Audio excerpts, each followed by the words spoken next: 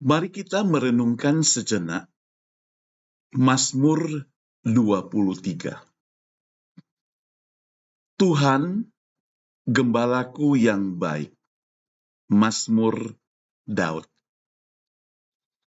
Tuhan adalah gembalaku, takkan kekurangan aku. Ia membaringkan aku di padang yang berumput hijau. Ia membimbing aku ke air yang tenang. Ia menyegarkan jiwaku. Ia menuntun aku di jalan yang benar oleh karena namanya. Sekalipun aku berjalan dalam lembah kekelaman, aku tidak takut bahaya, sebab Engkau besertaku. Gadamu dan tongkatmu, itulah yang menghibur aku. Engkau menyediakan hidangan bagiku di hadapan lawanku. Engkau mengurapi kepalaku dengan minyak. Pialaku penuh melimpah. Kebajikan dan kemurahan belaka akan mengikuti aku seumur hidupku. Dan aku akan diam dalam rumah Tuhan sepanjang masa. Demikian pembacaan Mazmur 23 ini. Mazmur 23 dipercayakan bahwa penulisnya adalah Daud, seorang gembala yang akhirnya menjadi seorang raja. Ada 6 hal yang secara singkat mau kita renungkan bersama. Ayat ini dimulai dengan Tuhan sebagai gembala yang mencukupkan. Ia mengingatkan bahwa tak kekurangan aku bila Tuhan itu gembala yang mencukupkan itu. Yang pertama hal yang mau kita renungkan adalah restoration. Apa itu? Firman Tuhan ingatkan, ia menyegarkan jiwaku. Ia menyegarkan jiwaku ini merupakan pemulihan batin dan sekaligus pemulihan rohani. Kehidupan manusia yang diawali atau dibarengi dengan berbagai persoalan masalah dan penuh dengan dosa ini, kadang kita bisa terluka. Kadang kita bisa tergores. Untuk memulihkan, kita perlu ibaratnya satu kuasa yang lebih tinggi, yang lebih baik, yang lebih. Dalam hal ini, Daud ingat bahwa Tuhan itu ibarat gembala yang baik.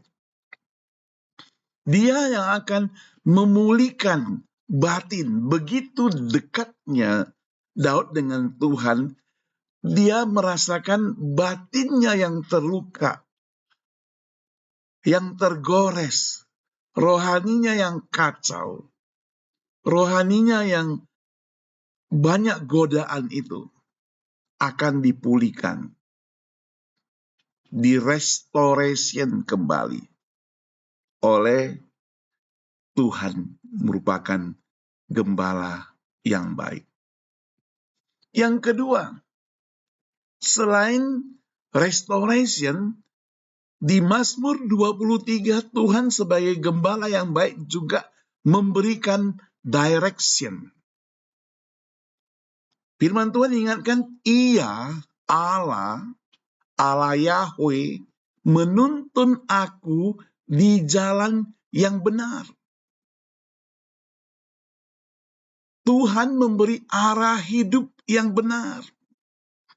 Saudara, di dunia yang kacau balau, di dunia yang penuh dengan dosa, di dunia yang penuh dengan berbagai masalah, di dunia yang penuh dengan kabar berita fake, hoax, dan kita sulit membedakan antara yang real maupun antara yang tidak real.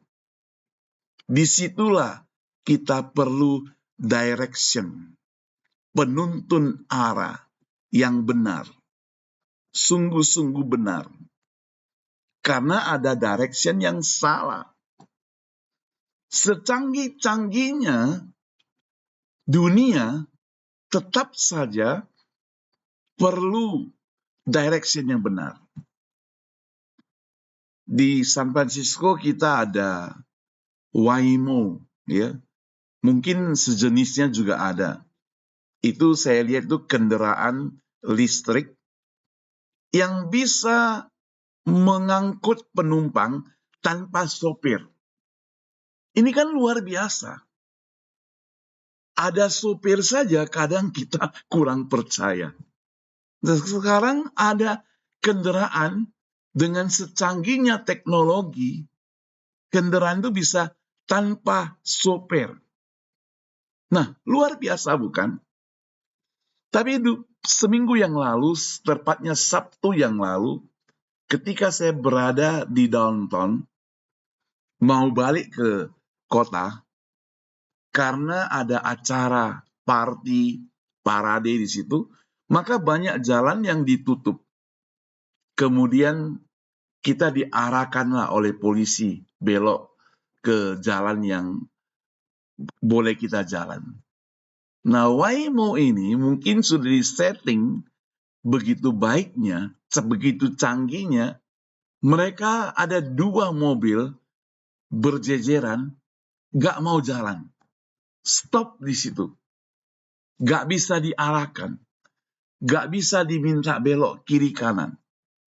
Nah, itulah tanda kutip kecanggihan manusia yang masih terbatas itu. Saudara, kita perlu direction yang dari Tuhan tentunya. Direction yang tidak pernah salah. Direction yang tidak pernah menyesatkan. Daud tahu bahwa domba itu binatang yang bodoh, binatang yang gampang tersesat, binatang yang tidak berpengetahuan, sehingga perlu adanya direction yang benar dari seorang gembala. Nah, kita manusia juga demikian. Jadi, Daud benar, dia memberikan contoh seperti itu. Lalu, selain restoration, direction, yang ketiga itu protection. Daud juga mengerti perlu adanya penjagaan yang sungguh-sungguh daripada Allah terhadap umatnya. Diingatkan firman Tuhan, sekalipun aku berjalan dalam lembah kekelaman, aku tidak takut bahaya.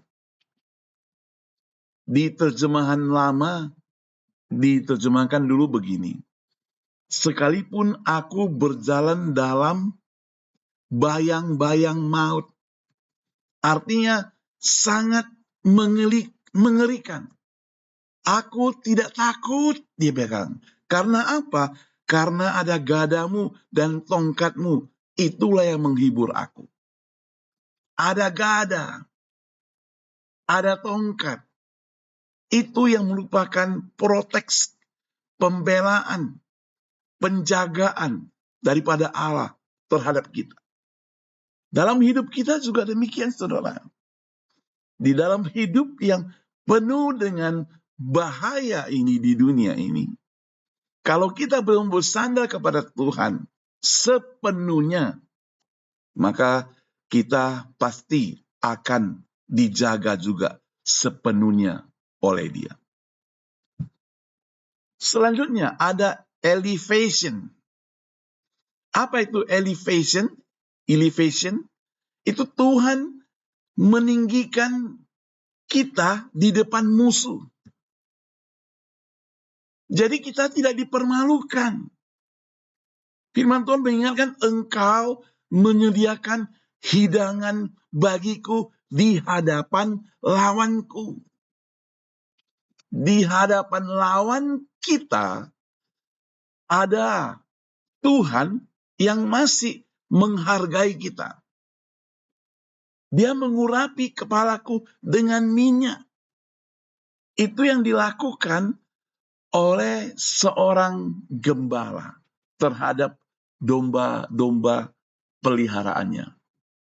Menarik sekali, pernah dijelaskan oleh seorang penulis bahwa domba-domba itu yang baru pulang, sudah sore hari atau malam, dibawa kembali ke kandang, lalu si gembala itu akan membersihkan kakinya, membersihkan bulu-bulunya, yang mungkin ada duri tadi tersangkut waktu dia pergi cari rumput.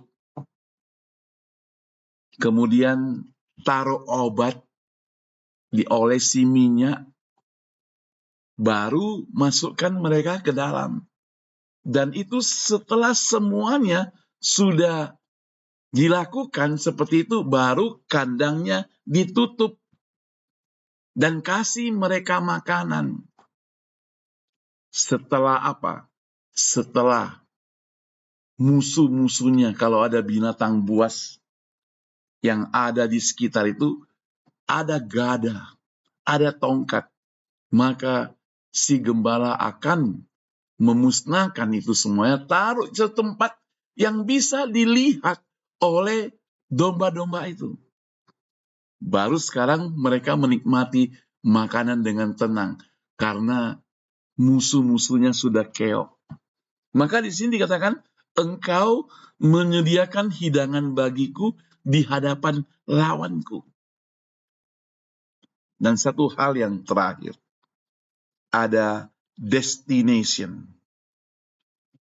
Aku akan diam dalam rumah Tuhan sepanjang masa. Itu tujuan akhir dari hidup bersama dengan Tuhan selamanya. Saudara, pada saat kita sudah dipelihara oleh Tuhan yang merupakan gembala yang baik, maka satu hal yang perlu kita lakukan adalah tetap setia. Jangan mengkhianati Tuhan kita. Tetap setia, tetap taat, sabar, menanti. Di dalam pemeliharaan Tuhan bukan berarti aman-aman saja. Di dalam pemeliharaan Tuhan bukan berarti sehat-sehat saja. Di dalam pemeliharaan Tuhan bukan berarti tetap kaya raya. Di dalam pemeliharaan Tuhan bukan berarti tidak ada masalah. Kita mungkin ada masalah. Kita mungkin ada bagai persoalan. Tapi firman Tuhan selalu ingatkan pada kita. Walaupun kita bisa jatuh, tapi tidak pernah sampai tergeletak, saudara. Kenapa? Karena ada tangan Tuhan yang menopang kita, yang menjaga kita, yang memelihara kita. Dia adalah gembala yang baik. Dia bukan gembala yang jahat. Kalau gembala yang jahat, mungkin gembala sewaan, gembala upahan, ada bahaya, gembalanya lari, mau cari aman, biar itu domba-dombanya mati, gak masalah. Tapi gembala yang baik, dia akan jaga. Firman Tuhan ingatkan, kalau ada 100, hilang 1, dia akan cari 1 itu sampai dapat. Itulah gembala yang baik. Luar biasa bukan? Percayalah, berserahlah kepada Tuhan. Allah adalah Tuhan gembala yang baik. Karena apa? Karena dia akan restoration, menyegarkan kita. Dia memberikan direction, menuntun kita. Dia akan protection, menjaga, memelihara kita. Dia akan elevation, dia akan meninggikan kita, dan dia akan memberikan destination buat kita semuanya. Tuhan Yesus memberkati kita semua.